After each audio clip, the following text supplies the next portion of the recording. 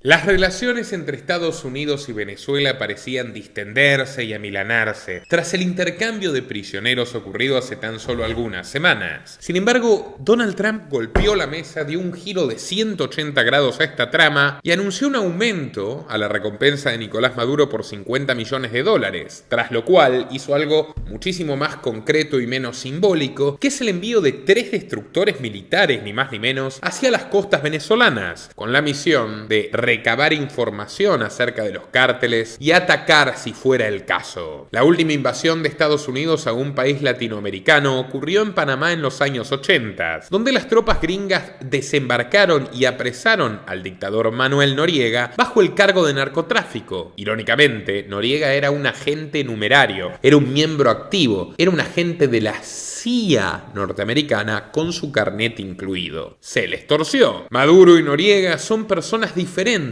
pero el gorila rojo está temblando de miedo ante la posibilidad de terminar como el panameño en una fría cárcel del malvado imperio.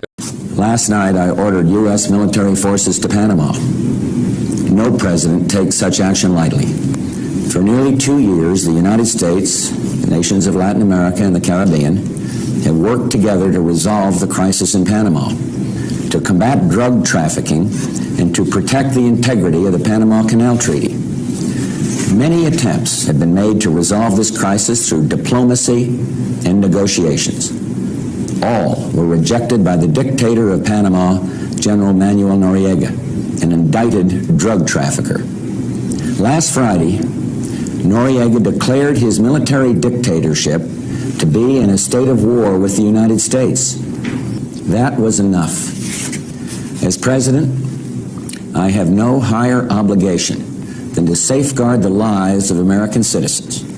And that is why I directed our armed forces to protect the lives of American citizens in Panama and to bring General Noriega to justice in the United States. La razón del despliegue de fuerzas militares se debe a que la Casa Blanca señaló que la dirigencia chavista confirma la existencia de una agrupación delictiva conocida como el Cártel de los Soles. El día de hoy vamos a descubrir los orígenes de esta presunta agrupación que cumplió el sueño de Pablo Escobar, convertir un país entero en un narcoestado a sus pies. Ahora, desde ya quiero decirles algo. No hay duda de que el régimen chavista está comandado por criminales que son aún más criminales en promedio que los que comandan otros estados aledaños. Tampoco hay duda de que entre las muchas actividades delictivas que practican, probablemente la menos nociva de todas, o una de las menos nocivas, es el narcotráfico. Pero que realmente esta organización sea totalmente dirigida por los más altos jerarcas del Estado venezolano, que esté perfectamente coordinada y que ellos entren droga en enormes cantidades a Estados Unidos, miren, es una cuestión digna de revisión. Porque una cosa es el discurso, son los papeles, y otra las evidencias concretas. En la cuestión del Cártel de los Soles hay mucha propaganda y está en ustedes la responsabilidad de arribar a conclusiones críticas. Nosotros haremos todo lo posible para que lleguen a las mismas. Pero mientras tanto vamos con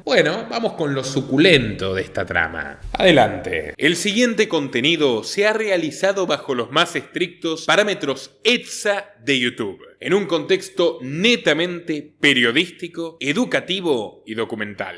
Y por cierto, amigos, no se olviden, si no nos ayudan en patreon.com/Nicolás Moraz o a través de superchats o de la opción unirse de YouTube, sencillamente esta empresa deberá cerrar sus puertas. Por lo tanto, está en ustedes la posibilidad de que este trabajo periodístico continúe. Patreon.com/Nicolás Moraz. Corría el año 1993 y pasó más de un año desde el fallido golpe de Estado que encabezó el teniente coronel Hugo Chávez junto a sus secuaces en contra del presidente socialdemócrata Carlos Andrés Pérez. Los cimientos de la llamada Cuarta República Venezolana se tambalean y el país entero se dirige a una senda oscura. Los pilares del antiguo sistema se caen a pedazos junto a los partidos tradicionales que eran ADECO y el COPEI. Mientras tanto, la infame DEA, que realmente es el gran cártel de narcotráfico mundial, comienza a espiar a un militar llamado Ramón Guillén Dávila, jefe de la Guardia Nacional y sospechoso de haber colaborado colaborado con los colombianos del cártel de Cali en el envío de más de 1.500 kilos de ladrillos blancos a Miami sin la aprobación de la agencia. Porque sí, amigos, la DEA se dedica a regular el tráfico de drogas a gran escala sobre pretexto de combatirlo, realizando además tareas de espionaje y de infiltración en 140 estados alrededor del mundo con ese pretexto, el de una guerra contra las drogas diseñada para jamás ganarse, porque es lo único que puede ocurrir cuando prohíbes algo tan natural en relación a la humanidad como el sexo, el amor o la envidia. Cuando los federales le exigieron explicaciones, Guillén lo negó todo. Entonces la DEA presionó a Carlos Andrés Pérez para que removiese a Dávila de su puesto. Los estadounidenses ofrecieron al militar destituido una oportunidad inigualable de declarar en Miami, prometiéndole protección a su integridad. Dávila viajó a tierras norteamericanas, no pudo aguantar la presión, se quebró y confesó todo. Otras voces suspicaces señalan, no sin fundamentos, que podría haber sido siempre un agente de la DEA a sueldo y que realizó esta declaración para justificar lo que vendría, porque lo que vendría fue un efecto dominó, ya sea por una razón o por otra razón. Esto ocasionó la caída de múltiples uniformados implicados. Uno de ellos fue el sucesor de Dávila, Orlando Hernández Villegas, acusado de haber simulado la confiscación de un cargamento de cocaína. El hombre también habría desviado fondos para el financiamiento de la candidatura presidencial de Lula da Silva en Brasil en aquellos años, una de las tantas infructuosas previo a su primer triunfo del año 2002. Tiempo después, integrantes de la Dirección de Inteligencia Militar fueron acusados de haber traficado estupefacientes en los estados de Monagas y Anzoátegui. Los uniformados estaban coludidos con miembros de la policía política y numerosos empresarios. No obstante, no se pudo identificar al cabecilla de esta organización. Cuando la prensa se hizo eco de estas noticias, le llamó poderosamente la atención algo brillante y dorado en el uniforme de los militares narcos. Era el sol de Carabobo, la mayor insignia de las Fuerzas Armadas venezolanas. Debido a ello, esta cofradía dentro del ejército fue bautizada, mientras Chávez estaba preso, Cártel de los Soles. Hagamos un poco de historia. El término Los Soles fue utilizado por primera vez en 1993, cuando dos generales de la Guardia Nacional fueron investigados por narcotráfico y otros delitos conexos. Su nombre deriva del Sol Dorado de Carabobo, la gran insignia castrense que reciben desde los generales de brigada hasta los generales en jefe. Se sabe que estuvieron activos en los 90, siempre vinculados al ejército, pero el verdadero salto de calidad ocurriría durante nuestro siglo. Y me preguntarán qué ocurrió.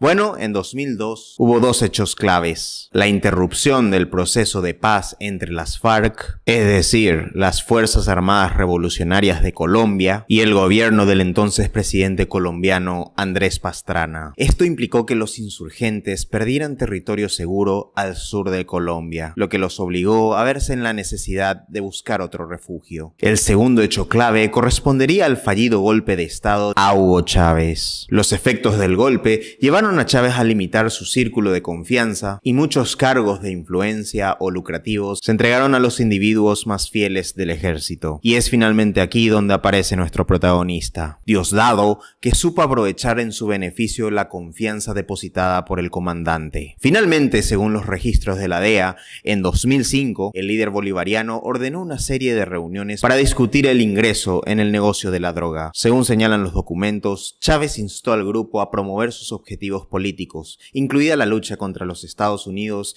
inundando el país de cocaína. En el grupo estaban Diosdado Cabello, el mayor general Hugo Carvajal, el entonces ministro de Defensa Henry Rangel Silva y otros más. Las órdenes del comandante fueron precisas: coordinarse con los guerrilleros de las FARC, estipulando que los organismos policiales no interfirieran en las operaciones. En un principio, Diosdado era uno más de los lugartenientes de Chávez, pero no demoraría en llegar a la cima. Un ex miembro del cartel lo definió así: Diosdado es el jefe de todo, es el zar de la cocaína. Si hubo un hombre clave en su vertiginoso ascenso, ese fue José David Cabello. A través del CENIAT, el clan controló todas las aduanas y desplegó una ola de expropiaciones que los llevaron a construir un imperio. En 2009, un cable de la Embajada de Estados Unidos, filtrado por Wikileaks, lo describió como un acumulador de gran poder y control sobre el aparato del régimen. Lo consideraba dueño de una fortuna privada, a menudo menudo por medio de la intimidación entre bastidores. Y por si faltaran pruebas, un banco alemán denunció al Banco Central de Venezuela que Cabello poseía una cuenta de más de 21 millones de dólares, todo bajo testaferros. En 1999 el gobierno venezolano mandó a oficiales del ejército a negociar la liberación de civiles rehenes de las FARC y del ELN, las guerrillas comunistas colombianas. ELN, me encanta recordarlo, fundada por el cura jesuita Camilo Torres Restrepo, tío del presidente Juan Manuel Santos. Aquí pueden verlo sonriendo junto a Fidel Castro. En medio de la selva y rodeados de alimañas de todo tipo, los insurgentes explicaron a los militares que sus ganancias no venían de los secuestros sino del narcotráfico. A partir de entonces, Venezuela se convirtió en una zona franca mediante la cual los guerrilleros terroristas colombianos, secuestradores y asesinos de su pueblo, podían distribuir su cargamento con dirección al tío Sam para causar el mayor daño posible a la sociedad norteamericana, según el relato, porque, insisto, no entra droga a Estados Unidos si no es con consentimiento de sus autoridades. Y si no me creen, miren nuestro informe contundente sobre la mafia militar de Fort Bragg. Literalmente usan fuertes militares norteamericanos para vender armas y comerciar con opioides y con cocaína y con anfetaminas dentro del territorio americano. Si no me creen, realmente véanlo, está lleno de pruebas. Fort Bragg. En 2004 empezó a difundirse la idea de un grupo de narcos que crecía y se articulaba cada vez más dentro del ejército. Chávez ya llevaba 6 años en el poder y el primero en denunciarlo fue el periodista Mauro Marcano, quien señaló al comandante de brigada de la Guardia Nacional Bolivariana, Alex Maneiro, y otros jerarcas castrenses de haber establecido nexos con el narco por la desaparición de un cargamento de cocaína. Sin embargo, las autoridades hicieron poco para investigar la denuncia y Marciano empezó a recibir amenazas de muerte hasta que un 1 de septiembre una bala selló su vida para siempre. Al mismo tiempo, un grupo de oficiales fueron detenidos por haber incriminado a 3 pasajeros de una aerolínea, entre ellos un estadounidense, bajo el cargo de tráfico de drogas en el aeropuerto de Caracas. Asimismo, también fueron señalados por haber transportado cocaína en un avión privado en el aeropuerto de Maiquetía, que a estas horas es furor precisamente porque hay muchos vuelos sospechosos que se estarían llevando dinero de los jerarcas. Un año más tarde, Chávez expulsó a la DEA acusándolos de espionaje y varias operaciones, como la erradicación clandestina de cultivos de coca y amapola. Según la agencia, a partir de entonces, el narcotráfico se expandiría como el cáncer por el Estado bolivariano. Todos los que hemos leído un poco sobre este tema concluimos fácilmente que ya lo estaba antes del chavismo y que lo siguió estando cuando se fue la DEA, solo que cambiaron de patrones. En 2011 se descubrió una avioneta que salió de Caracas rumbo al norte de Venezuela y en su interior cargaba 1.400 kilos de ladrillos blancos. Ante las acusaciones de vínculos con el narcotráfico, un moribundo Chávez, canceroso y con voz ronca, acusó a sus detractores de ser delincuentes mentirosos. Vaya que tiene su gracia que lo diga Chávez, ¿verdad? Tenemos un documental sobre Chávez y sus secretos, incluyendo los vínculos con Clinton y la corona británica. Porque, ¿de verdad pensaron que llegó allí en contra de los imperios? No. En 2013 fue interceptado en París un avión de Air France con toneladas de lo que los peruanos llaman caspas de Atahualpa, empacadas en 31 maletas negras. Entre los detenidos se encontraban miembros de bajo rango de la Guardia Nacional venezolana. Sin embargo, las sospechas de la existencia de este supuesto cártel saltarían recién en 2015, cuando el ex jefe de seguridad de Diosdado Cabello, Leancy Salazar, abandonó Venezuela y viajó a Estados Unidos, convirtiéndose en testigo protegido luego de declarar que su ex patrón era el auténtico jefe del cártel.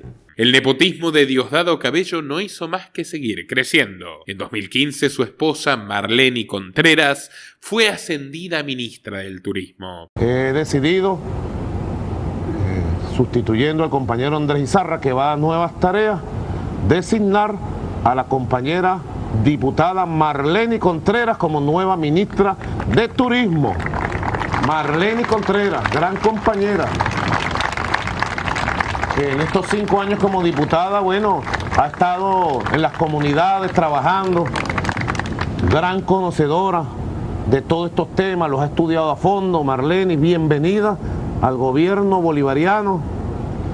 Una mujer que se suma. Luego sería ministra de Obras Públicas y ahora es diputada en la Asamblea Nacional. Todas áreas claves con las que Diosdado controla su imperio de la cocaína. Aquel mismo año, el ex jefe de seguridad presidencial de Chávez, Leamsi Salazar, aseguró que Cabello es el jefe del cártel de los soles. El artículo del periódico ABC detalla además que los soles ya distribuían a Europa cerca del 90% de la producción colombiana de estupefacientes, utilizando España como principal ruta de llegada, lo cual explica mucho, y ya hablaremos pronto del ruin personaje de Rodríguez Zapatero. Desde Valencia, capital del estado de Carabobo, salió en el 2002 un jet bombardier con 1.2 toneladas de cocaína de las caspas de Atahualpa, que llegó directamente a las Islas Canarias. En el 2013, autoridades españolas capturaron cerca de Cabo Verde una embarcación que había salido de la zona del Orinoco con 2 toneladas de la sustancia, y en septiembre se encontraron 1.3 toneladas de cocaína en un avión de Air France que cubría la ruta Caracas-París. La mafia aeroportuaria de Diosdado Cabello ya no podía disimularse, se le salía por los poros. Y al respecto les recomiendo el único documental biográfico, crítico y exhaustivo que existe sobre Diosdado Cabello, que es el nuestro. Porque sí, amigos, aquí nos esforzamos en hacer periodismo único. Y por eso, bienvenido su apoyo en Patreon y Superchat. Según Salazar, los soles son básicamente militares de alto rango que transportan la droga proveniente de Colombia rumbo hacia Europa y Estados Unidos con ayuda de los cárteles mexicanos. Asimismo, en los diferentes estratos del alto mando militar están enquistados como garrapatas asesores y militares cubanos que dirigen operaciones de inteligencia. En territorio venezolano hay un destacamento permanente de las FARC que controla el estado de Bolívar y otras zonas que fueron directamente cedidas por el propio Maduro. El desertor aseguró haber visto con sus ojos a Cabello dando órdenes directas a sus subordinados para cargar toneladas de coca en lanchas. Una vez más, por más que no dudo de la implicación de Diosdado Cabello en el narcotráfico, por ejemplo continental, sí dudo de su implicación en el ingreso de sustancias a Estados Unidos y también dudo del testimonio de este hombre que trabajaba con Cabello, que se beneficiaba de las actividades criminales y extorsivas de Cabello y que para salvar el cuello puede haber declarado lo que le pidieron que declare. Así funcionan las agencias de inteligencia de Estados Unidos. Ya les hemos mostrado documental del 11 de septiembre, documental de Kennedy y tantísimos más. No se van a creer de repente que son amantes de la verdad. Pero bueno, mientras esto sucedía en el tío Sam, en Haití fueron detenidos Antonio Campo Flores y Francisco Flores, dos sobrinos de la primera dama chavista Cilia Flores, esposa de Maduro, mientras negociaban el transporte de un cargamento de narcóticos. Dicho esto, volvamos al 2017, donde la represión y la muerte seguían esparciéndose por las calles caraqueñas. Aquel año Venezuela se convirtió oficialmente en una dictadura, diluyendo la Asamblea Nacional por una constituyente, totalmente adicta al régimen.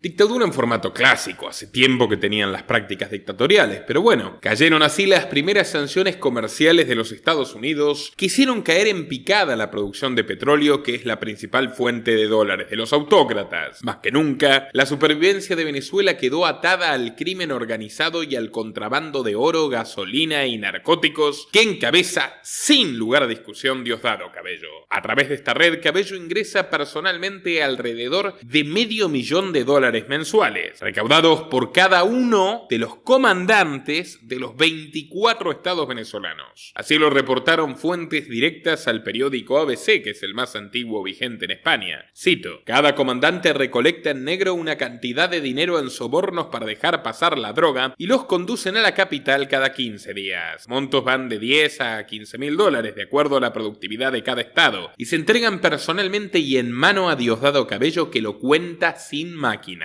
Así de adicto a la plata es, ni Pablo Escobar. Algunos analistas consideran que en los últimos años el contrabando de oro ya desplazó al narcotráfico como la principal fuente de ingresos corruptos del gobierno paralelo, mientras contaminan los ríos al sur del país y enferman masivamente a las comunidades indígenas. Puesto que a diferencia de las mineras capitalistas, las mineras clandestinas socialistas no tienen absolutamente ninguna consideración por los derechos de propiedad ajenos, empezando por la vida. Solo en 2018 la producción ilegal representó $2.711 millones y unas 80 toneladas del metal noble. Esto ayudaría a explicar el lujoso jet privado de Diosdado Cabello, que vale $20 millones, más que el que le incautó Estados Unidos a Maduro esta semana, o sus 14 14 suntuosas propiedades adquiridas a través del testaferro Rafael Sarria. Uno de los inmuebles se ubica en la exclusiva zona de Boca Ratón, Florida, y otro en pleno corazón de Manhattan, en el pomposo edificio de Park Avenue, justo frente al Central Park. No parecen inversiones de alguien que pensase que nunca podría pisar los Estados Unidos, ¿verdad? Retengan este dato. A estos inmuebles se suman 2 lujosas viviendas en la Comunidad de Madrid, más concretamente en La Moraleja, al norte de la capital española, caracterizada por sus piscinas climatizadas y amplios parques verdes. Como vemos, la historia con España es más que una amistad con Monedero y Pablén en Iglesias. Ya en el año 2012, Cabello movió al país ibérico 157 millones de dólares sospechosos a través de su primo Luis Alfredo Campos Cabello, CEO de la firma Depósito y Stockcash, JJ, y otras 2 empresas fantasmas. Según Luisa Ortega Díaz, quien fuera la fiscal general de Hugo Chávez entre 2007 y 2017, el dinero provenía directamente de la constructora brasileña Odebrecht, que se las inyectó cuando era ministro de Obras Públicas y Viviendas entre 2009 y 2010. Los garajes de Depósito y Stockcash JJ también fueron usados por la Guardia Civil Española para guardar 5.644 kilos de cocaína incautados en la operación Minilló, el mayor procedimiento contra narcotráfico y blanqueo de capitales en España hasta aquella fecha. Los paquetes tenían el estampado de la Oficina Nacional Antidrogas de Venezuela, es decir, la marca característica del cártel de los soles, igual que la DEA. Curiosamente, unos meses después de que el Depósito y Stockcash obtuviera la custodia de las sustancias, el primo de Diosdado asumió la dirección de la compañía. Desde entonces adquirió una gasolinera en las afueras de Madrid, maquinaria pesada para la construcción y la serie de lujosas fincas que hemos mencionado anteriormente. Como una cebolla con múltiples capas, se fue desvelando el funcionamiento de la cofradía bolivariana. Las Fuerzas Armadas son como una pirámide donde el estrato alto va rotando cada cierto tiempo. En la punta, en la cima, están 4 oficiales que se benefician de todas las actividades ilícitas. Debajo están oficiales de rango medio, los cuales no participan directamente del festín, pero son cómplices al hacerse los tontos cada vez que un cargamento pasa delante de ellos, siempre y cuando tengan alguna pequeña participación. En el último escalón están los soldados de bajo rango y los burócratas que solo acatan órdenes y están sumamente vigilados por el propio ejército y la inteligencia cubana. Corría el año 2019. El chavismo se tambaleaba ante el abismo. La economía venezolana estaba hundida, la oposición y la comunidad internacional reconocían a Juan Guaidó como presidente legítimo y Nicolás Maduro sufría ataques con explosivos y primeros conatos de levantamientos militares. Si logró sobrevivir, se debe en buena medida al respaldo de la élite de la Fuerza Armada y detrás de ella a la columna más fuerte, la que dirige el Gran Fouché. Los círculos de Diosdado, que nunca dejaron de funcionar realmente. Y a la vista está de todos hoy que matan y secuestran otra vez en las calles venezolanas. ¿Qué pasaría con Nicolás Maduro si, como le ocurrió a Napoleón con su ministro de policía, Cabello comenzase a conspirar junto a sus enemigos? Bueno,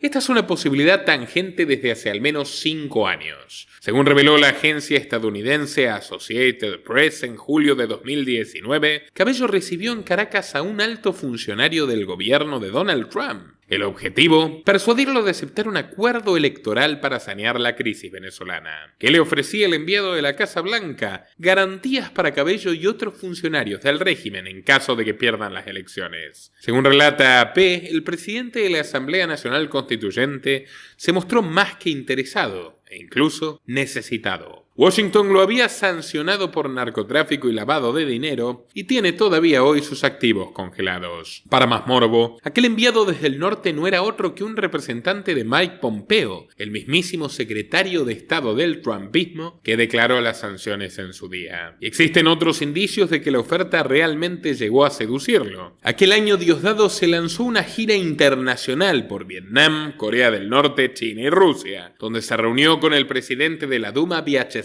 Volodin. Mientras tanto, también en el Kremlin, Maduro sellaba su encuentro privado con Vladimir Putin. Según el periodista Leopoldo Castillo, no solo Putin se negó a que Cabello participe en el cónclave, sino que le dio una orden que realmente llegó a cabrearlo. Le exigió que se centrase en la Asamblea Nacional y abandone la ilegítima constituyente. Y ustedes dirán, ¿No es esto acaso dudoso? ¿Por qué Putin le da semejante lección a un funcionario venezolano? Porque sabía que Cabello estaba a esto de pactar con los americanos y sacarse a Maduro de encima. La ayuda rusa resultó fundamental para que la dictadura sobreviva a sus consecuencias, y aquel mismo año Maduro estuvo a punto de huir en un avión en medio de una sonada militar, y fue Putin quien le ordenó telefónicamente que se quede. Ahora el tocado era Diosdado Cabello, a quien Vladimir le pidió que abandonase el feudo. Todo esto mientras los Estados Unidos buscaban negociar con él. Síntomas de una lealtad tambaleante, donde hoy, irónicamente, los roles cambiaron. Diosdado presiona a Maduro para que se quede, y su poder es tal, pero tal, que muchos se preguntan si Maduro no será desechado por el propio Cabello y él se encargará de llevar adelante una farsa de transición democrática, para terminar viviendo millonario e impune, como Guaidó en los Estados Unidos. ¿Sería esto posible? Sí, sería posible. ¿Piensa Diosdado que podrá lograrlo con Trump? Sí, eso piensa. Al menos según me han confirmado fuentes como un ex alto funcionario colombiano de las Naciones Unidas, un ex empleado del Departamento de Estado norteamericano ya jubilado que también trabajó en la Embajada estadounidense de Venezuela hace tiempo, y un militar venezolano arrepentido con quien tuve la oportunidad de enterarme de detalles sobre cómo casi se libran de Maduro. Durante el primer mandato trumpista, el fiscal William Barr presentó cargos criminales contra Maduro, Vladimir Padrino López, Diosdado Cabello y Michael Moreno por los delitos de conspiración por narcoterrorismo y posesión de armamento destructivo. La recompensa ofrecida sobre el fracasado ex transportista fue de $15 millones.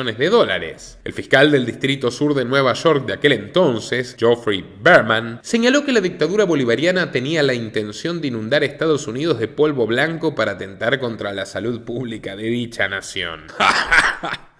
Perdón. Maduro contestó a las acusaciones tildándolas de falsas y señaló al gobierno de Trump de ser cowboys racistas del siglo XIX. Yo quiero recordarles que mientras tanto Chevron y las petroleras norteamericanas seguían operando a sus anchas en dichas tierras y Trump dándoles vía libre, de hecho hasta ahora. Por su parte, medios afines calificaron el accionar de Estados Unidos como una guerra no convencional que buscó implantar una narrativa en contra del régimen chavista. Otros señalaron que Washington se equivocó en señalar que existía un cártel militar venezolano. Según esta fuente, por definición, un cártel es una organización monopólica donde todos se ponen de acuerdo para fijar precios de su producción. Eso no ocurre con los soles porque, a diferencia de los cárteles mexicanos o colombianos, no tienen una estructura rígida y ágil, y en realidad se trataría de una red de intermediarios que gestionan el envío de droga de otros cárteles al exterior. Los soles no fijan precios de las mercancías, lo cual corresponde a las organizaciones criminales para las que trabajan. Más allá de este detalle, en los años venideros, varias figuras importantes caían en desgracia, como fue el caso del Pollo Carvajal. Desde el 2008, Carvajal empezó a ser vigilado por el Departamento del Tesoro y fue señalado como la figura clave del transporte de narcóticos de la FARC. En 2014 fue aprehendido en la isla de Aruba, pero liberado por mediación del gobierno holandés. No correría la misma suerte en 2021. Quien tras ser capturado en un piso franco madrileño el 9 de septiembre del año 2021, obligando a este ex jefe de la inteligencia militar de Venezuela a brindar información al juez de la Audiencia Nacional Manuel García Castellón, en un escrito donde detalla que el gobierno venezolano ha financiado ilegalmente movimientos políticos de izquierda en el mundo durante al menos 15 años, entre los que se incluye a nada más ni nada menos que a Podemos. Según el documento anexo y otras investigaciones de dominio público, fueron denunciadas por el ministro de Finanzas de Venezuela, en su momento Rafael Icea, según señala Carvajal. Y no olvidemos que Venezuela trasladó 3.3 millones de euros, que luego se convirtieron en 7.2 millones, según la propia Asamblea Venezolana, por la asesoría política que le ofreció el Centro de Estudios Políticos y Sociales, el embrión del que más tarde nacería la formación de extrema izquierda encabezada por Iglesias, Errejón y Monedero, entre muchos otros, quienes formaban parte del CEPS y que se habrían beneficiado del apoyo de Chávez y posteriormente de Maduro, entre entre los años 2004 y 2012, sin olvidar la financiación aportada por Evo Morales de hasta 1.3 millones de euros. Monedero, por su parte, también cobró casi medio millón de euros en 2013 por trabajos de asesoría al régimen. El dinero para financiar a la formación izquierdista, al parecer, era enviado en valija diplomática desde Venezuela a España. En el contexto de estas revelaciones es cuando El Pollo asegura que José Luis Rodríguez Zapatero es propietario de una mina de oro en Venezuela. La Fiscalía Anticorrupción concedió verosimilitud al ex jefe de servicios secretos hasta que fue extraditado a los Estados Unidos. El comisario Villarejo, que fue compañero de Carvajal en la prisión de Extremera, habría intercambiado información con él acerca de la financiación venezolana de Podemos. El Pollo se había distanciado de Maduro y Cabello, hablando pestes de ambos. Antes de ser extraditado, Carvajal envió una carta furiosa a un juez español, revelando que el gobierno de Maduro financió ilegalmente no solo a Podemos, sino a todos y cada uno de los movimientos de izquierda de América Latina, incluyendo al Frente Farabundo Martí y a su publicista y alcalde Nayib Bukele. Y a propósito, les recomiendo muy especialmente nuestro último lanzamiento documental sobre los socialistas bolivarianos, que es el documental sobre Evo Morales, terror de las niñas bolivianas, ser del mal si los hay, y un espadachín clave del chavismo. Todavía tiene oportunidades de prender fuego Bolivia porque la gente quiere deshacerse de él. Video recomendado. Mientras su juicio se llevaba a cabo en Nueva York, la Fiscalía Estatal se negó a proveer las pruebas incriminatorias en contra del exfuncionario chavista, porque supuestamente la DEA no había coordinado la entrega de información. Esto fue calificado por la defensa de Carvajal como inconstitucional y bastante extraño. Finalmente, en junio de este año, Hugo El Pollo Carvajal se declaró culpable de los delitos de narcotráfico y narcoterrorismo. Su sentencia se conocerá en octubre y se estima que será cadena perpetua. El estallido de la guerra de Ucrania supuso un alivio para el chavismo. Como los rusos habían cerrado el grifo del petróleo, Estados Unidos y Europa estaban desesperados buscando oro negro.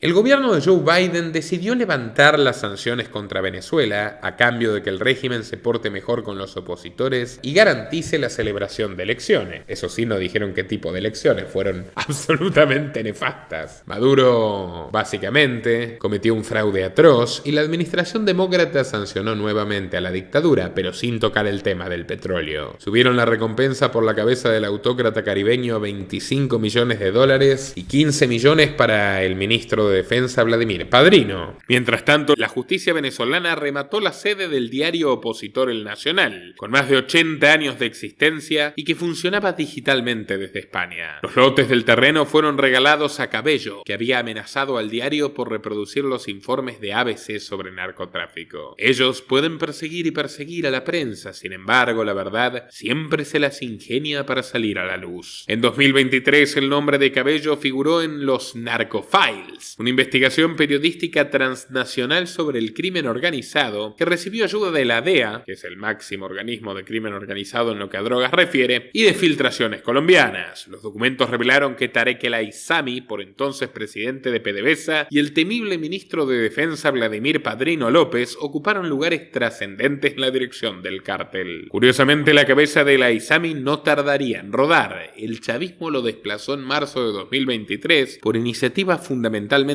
de Cabello, que estaba celoso del poder que él aglutinaba de que le haga competencia, y desde entonces lleva casi un año desaparecido. Además, durante este tiempo se revelaron los vínculos entre los soles y los cárteles mexicanos, especialmente el cártel de Sinaloa. Otra vez, permítanme, cogido de alfileres. Desde 2001, aviones despegaban desde territorio venezolano y teóricamente aterrizaban en México, cargando entre 200 y 250 toneladas de cocaína cuyo próximo destino es el tío Sam. De todas formas, cuando uno estudia otras denuncias de la DEA, las rutas del cártel de Sinaloa vendrían mucho más desde Colombia y desde Perú que a través de Venezuela. Pero bueno, ya saben, la narrativa la controlan ellos. Para los jerarcas del cártel de los soles, México supondría una ruta segura por el Caribe para transportar cargamentos de narcóticos. Según el periodista Jesús Lemus Barajas, el hijo del Chapo, Ovidio Guzmán, habría confirmado a las autoridades gringas los nexos del cártel de Sinaloa, no solo con el régimen de Nicolás Maduro, sino con los grupos criminales de Colombia y los Zetas. Chapito, dime lo que yo quiero escuchar y unos añitos menos para ti. ¿Funciona así? Finalmente llegamos al presente. El 8 de agosto la Casa Blanca elevó la recompensa por la captura de Maduro a $50 millones, ampliamente superior a la ofrecida por Osama Bin Laden. Venezuela, y hay 4.000 marines a bordo, ¿está considerando enviar tropas terrestres? Lo que diré con respecto a Venezuela es que el presidente Trump ha sido muy claro y consistente. Está dispuesto a usar todos los elementos del poder estadounidense para evitar que las drogas inunden nuestro país y llevar a los responsables ante la justicia. El régimen de Maduro no es el gobierno legítimo de Venezuela, es un cartel narcoterrorista. Y Maduro, según la opinión de esta administración, no es un presidente legítimo, es un jefe fugitivo de este cartel que ha sido acusado en Estados Unidos por traficar drogas hacia el país. Esto se dio luego de que Donald Trump emitiera en secreto una orden ejecutiva que calificaba a los cárteles de droga como terroristas, entre ellos la cúpula chavista, y ordenaba la inmediata actuación del ejército. Otra vez, si hubieran querido guardar el secreto, ¿nos habríamos enterado? No. La fiscal Pam Bondi señaló al bigotón como uno de los narcos más grandes del mundo y una amenaza a la seguridad nacional de Estados Unidos. Today, the Department of Justice and State Department are announcing a historic $50 million reward for information leading to the arrest of Nicolas Maduro. Maduro uses foreign terrorist organizations like TDA, Sinaloa, and Cartel of the Suns to bring deadly drugs and violence into our country.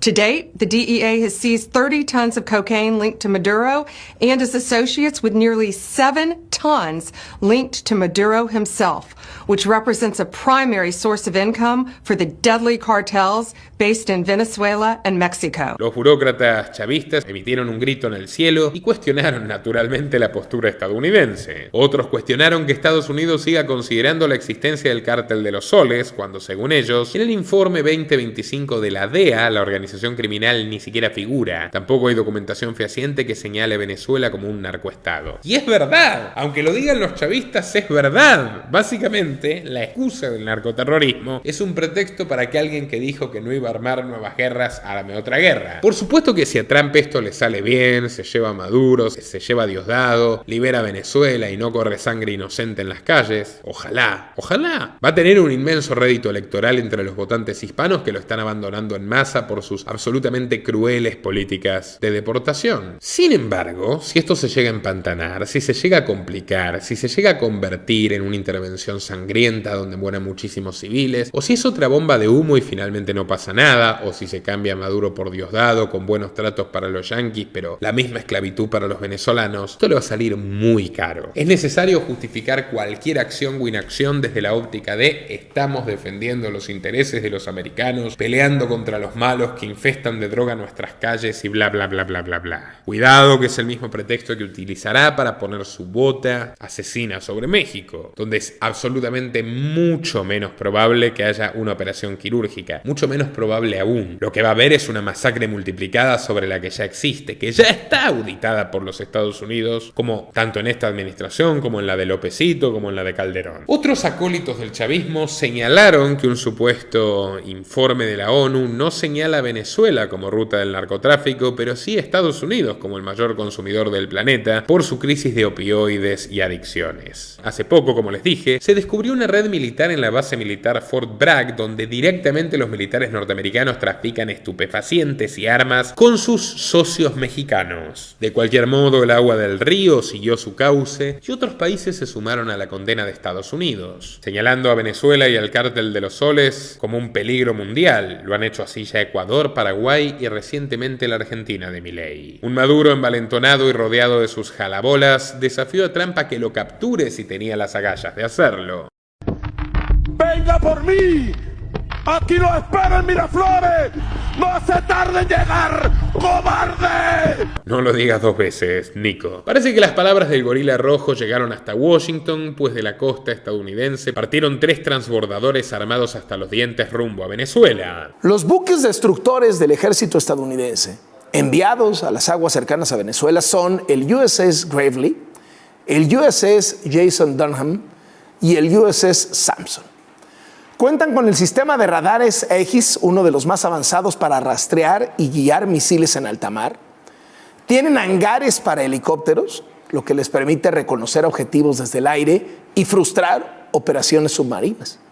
El armamento de los buques incluye misiles de crucero Tomahawk, que pueden ser lanzados desde submarinos, También portan misiles de defensa aérea SM-2, SM-3 y SM-6. La premier de Trinidad y Tobago, Kamla Persad Basesar, expresó su apoyo al despliegue militar estadounidense y ofreció su propio territorio a las fuerzas gringas si así lo desean. Por su parte, Guyana, a quien Maduro estuvo constantemente amenazándola por el conflicto limítrofe con la región del Esequibo, muy rica en petróleo, llamó a la lucha internacional contra el cártel de los soles y el narcotráfico. Querido amigo, te hiciste demasiados enemigos. Y lo de amigo es un decir. Púdrete, Maduro. Su primer ministro, Irfan Ali, aseguró que su país está dispuesto a defenderse en caso de que Venezuela se decida atacarlos. Otro aliado que se sumó a la cruzada de Estados Unidos inesperadamente es la Francia de Macron, quien comenzó a reforzar la isla de Guadalupe mediante el despliegue en la costa de escuadrones de gendarmería naval francesa, brigadas náuticas y patrullas de drones de alta gama. Maduro, con las piernas temblando, lanzó un discurso en televisión anunciando la liberación de 13 presos políticos. Lo curioso es que lo hizo leyendo un texto de 1902 atribuido al entonces presidente Cipriano Castro, donde mencionaba su renuncia y la liberación de presos políticos. Según varios expertos, el logro de Caracas hizo eso como una especie de evaluación de lealtad y una estrategia para garantizar su supervivencia en el poder y detectar aliados y traidores. Lo que Maduro buscaba era compararse con Cipriano, quien en 1902 gobernaba con puño de hierro a Venezuela y ante un bloqueo marítimo de Estados Unidos y los imperios británicos y alemán, ofreció dejar el poder y liberar a los presos políticos para proyectarse como un mártir ante el pueblo venezolano. Como es costumbre de Maduro, tuvo su desliz característico y mezcló el pasado con el presente. Venía a caballo Cipriano Castro hacia Caracas y cuando entró por Tazón, que no estaba la bajada de Tazón sino había una pequeña carretera, llegó un emisario que traía un mensaje. El mensaje que había llegado por telégrafo era que el imperio británico y el imperio alemán le daban un ultimátum a Cipriano Castro para reconocer y pagar las deudas con ellos hasta el 7 de diciembre. En respuesta al despliegue norteamericano, el régimen ordenó la movilización de 4.5 millones de milicianos por todo el país y que las milicias estén preparadas, activadas y armadas. Las milicias bolivarianas han funcionado como un grupo represor parapolicial del régimen chavista. Han asesinado a muchísimos manifestantes. Por ejemplo, durante las protestas de 2017 se vio a los maleantes sobre motocicletas, pistola en mano, disparando contra protestantes pacíficos sin la menor misericordia. Ahora, ¿se ven esos cobardes asesinos de su propio pueblo peleando contra los Marines? Yo no. Y tampoco las plazas vacías, ¿no? Porque el fracaso de la convocatoria fue estruendoso. Volviendo al presente, la convocatoria de Maduro fue una miseria, como les dije, y gran parte de los centros de reclutamiento quedaron vacíos. Varios críticos esbozaron consignas como ningún venezolano se alista con criminales. Tras este descomunal bochorno, Maduro convocó una nueva jornada de reclutamiento y le ofrecen 2 bolsas de arroz a cada persona que arriesgue el cuello por este sujeto, por este truán. 2 bolsas de arroz. ¿Lo pueden creer? Aunque aseguran que se trata de un proceso voluntario, no lo es para los funcionarios públicos, ni para los muchos miserables que dependen de los planes sociales del chavismo. En otras palabras, los esclavos que votaron a Maduro y le dieron un 30% de los votos, según los resultados que difundió María Corina y compañía en las pasadas elecciones. Ellos son carne de cañón cuyas vidas nada le importan al tirano, a Diosdado y a compañía, que por cierto están todos recluidos en Fuerte Tiuna. El régimen tampoco se esfuerza en desmentir las acusaciones de Estados Unidos, sino miren estos militares que niegan la existencia de droga en los cuarteles. Bueno, es probable que se hayan fumado mucho. ¿Hay droga en nuestros cuarteles? Nunca ha existido, mi comandante general. Cuando estamos de guardia, ¿tú ves las drogas en los cuarteles del ejército? No, mi comandante general. Teniente coronel, comandante de uno de nuestros batallones, ¿hay droga en nuestros cuarteles? Una información totalmente falsa, mi comandante general. ¿Qué somos nosotros? Somos unos patriotas, mi comandante general. Somos hijos de Bolívar, nosotros no usamos droga, la consumirán en el norte, pero Venezuela está libre de drogas.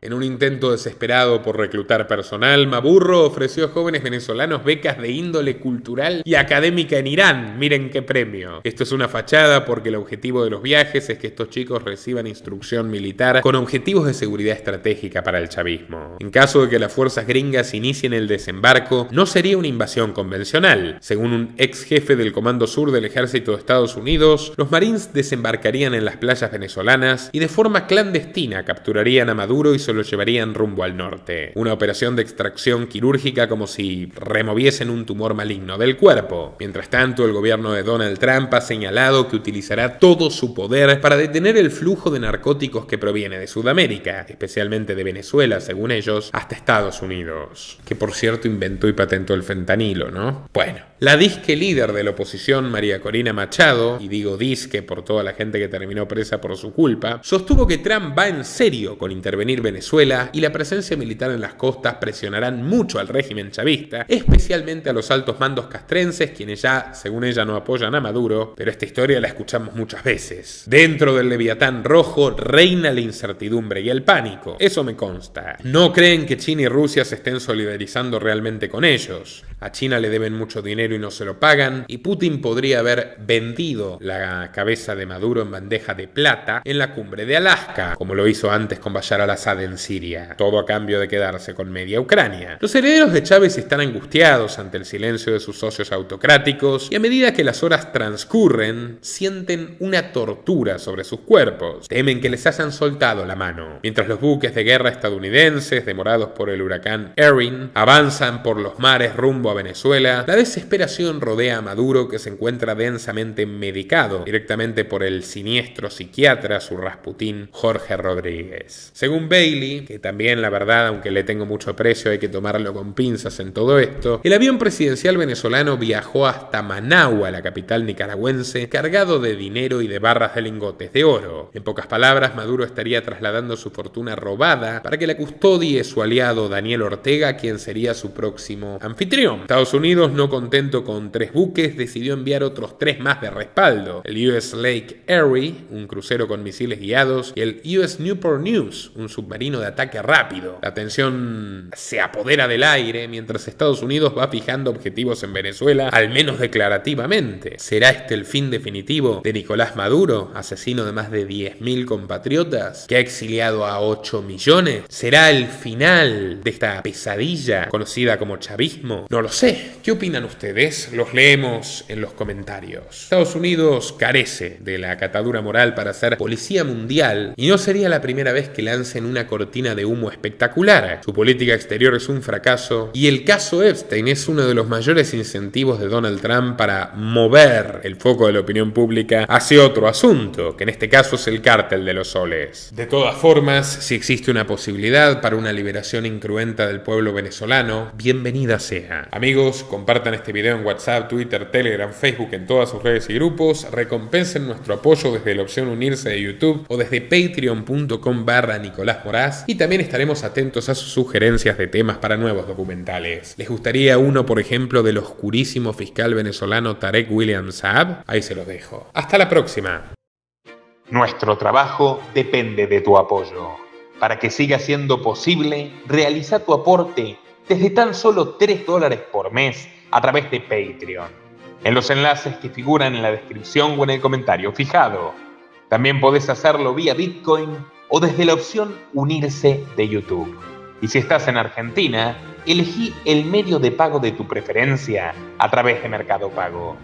Quienes nos apoyen en Patreon desde $5 mensuales tendrán acceso a análisis, entrevistas, conferencias y documentales exclusivos.